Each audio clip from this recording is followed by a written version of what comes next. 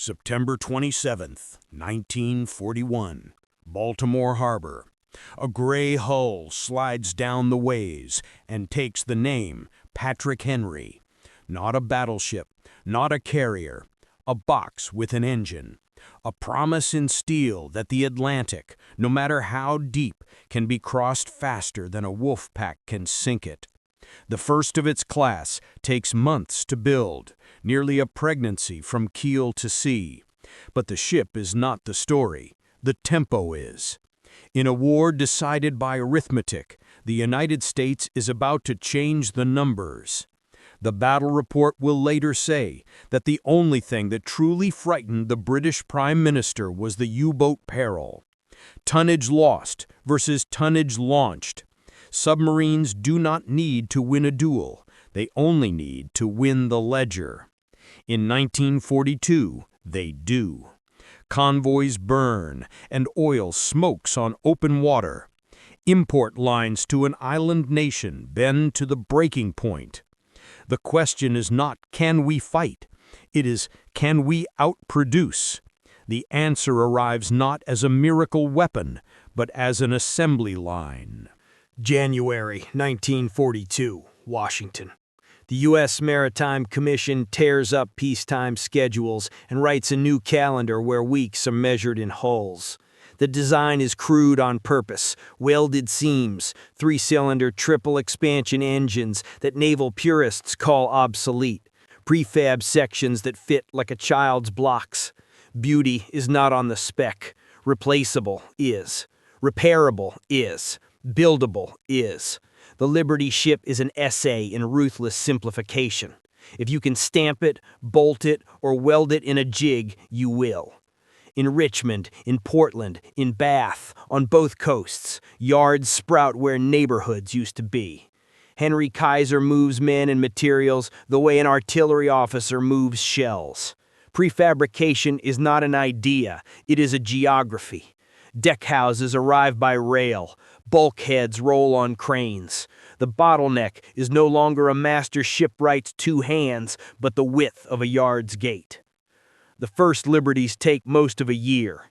Then the graph breaks. Median build time plunges into the 30s of days. At the peak, a haul can go from keel to launch in a handful of weekends. A record falls in November 1942 when a ship christened Robert E. Peary is assembled in 4 days, 15 hours, and 29 minutes. It is a publicity stunt, yes, but a revealing one.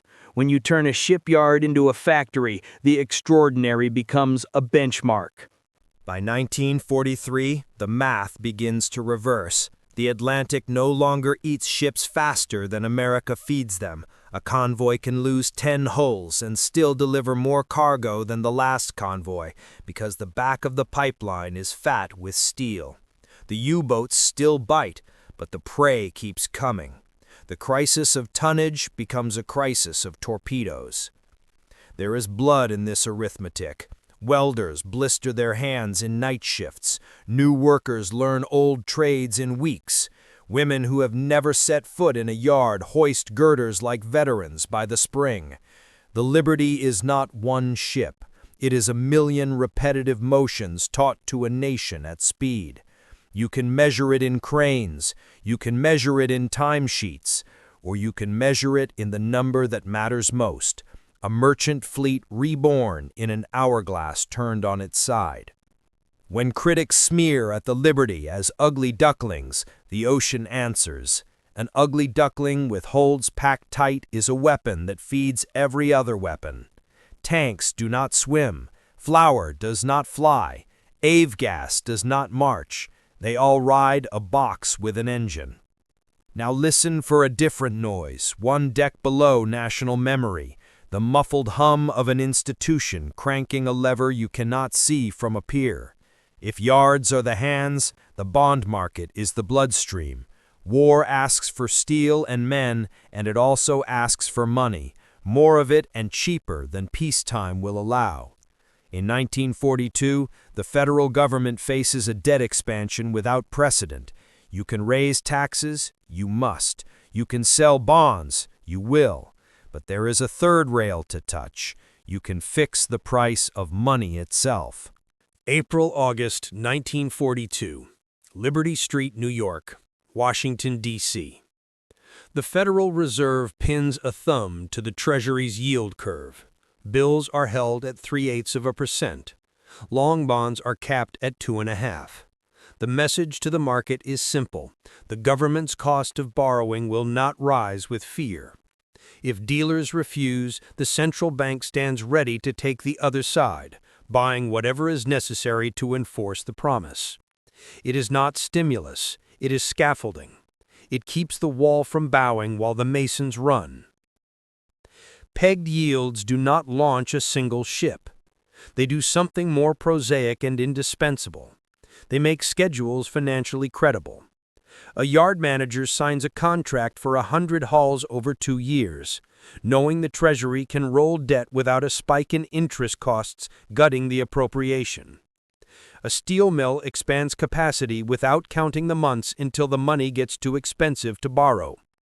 Workers who buy war bonds understand the coupon is modest, but the certainty is national policy. A promise underwritten by a printing press is still a promise kept. Two fronts, one in steel, one in basis points, converge on the same equation.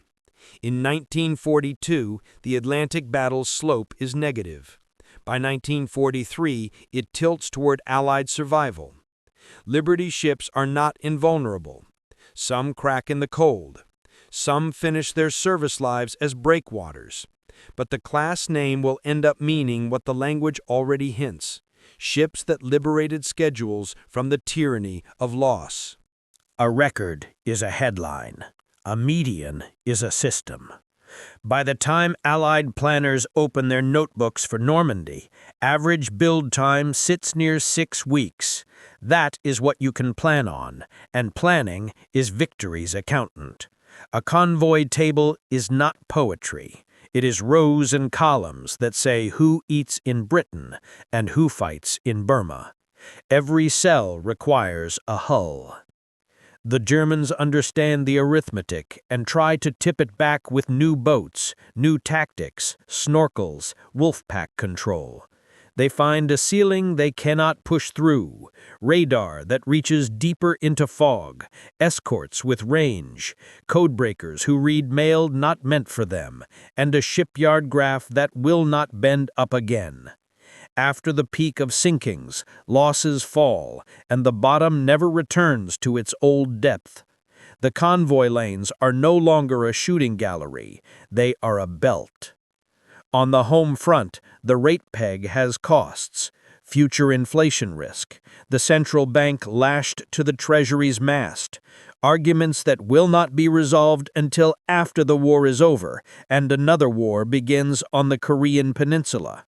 But during the emergency, the peg does what it was designed to do: lock the carrying cost of survival and spread it across time. When the war moves past its midpoint, the Liberty gives way to the Victory, a faster, stronger descendant. The yards absorb the change without losing tempo, proof that the factory has learned to improve itself while running. This is not improvisation now, it is doctrine. Prefabrication scales. Welding is a language 100,000 workers can speak. The bottlenecks are known and managed. A nation that built a ship in 4 days once does not need to do it again. It needs to build them in 42 days, again and again, until the sea lanes look like rails on a map. By 1944, the phrase America's lifeline is no longer a metaphor. It is a cost ledger and a delivery schedule printed in black ink. The war in Europe becomes a logistics problem with a front attached. The Pacific becomes a timetable of hulls and islands. In each theater, the box with an engine proves a larger idea. In modern war, the decisive platform is often the one that carries everything else. August 1945, San Francisco, Washington.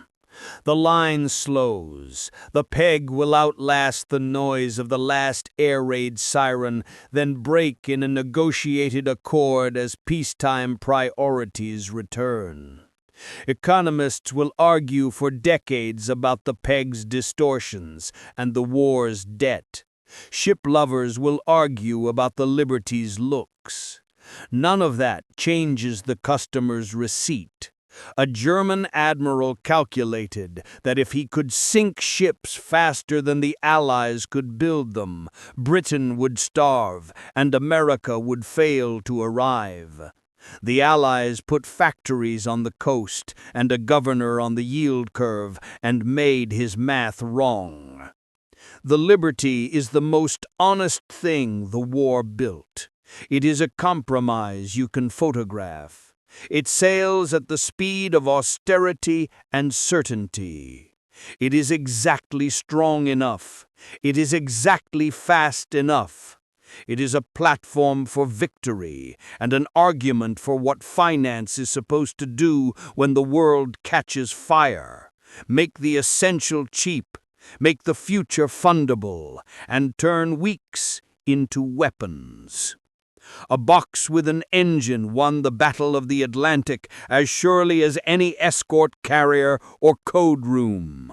A cap on interest rates helped pay for the box. Put the two together and you get a sentence that historians write without romance. The United States beat the U-boats by learning how to build time.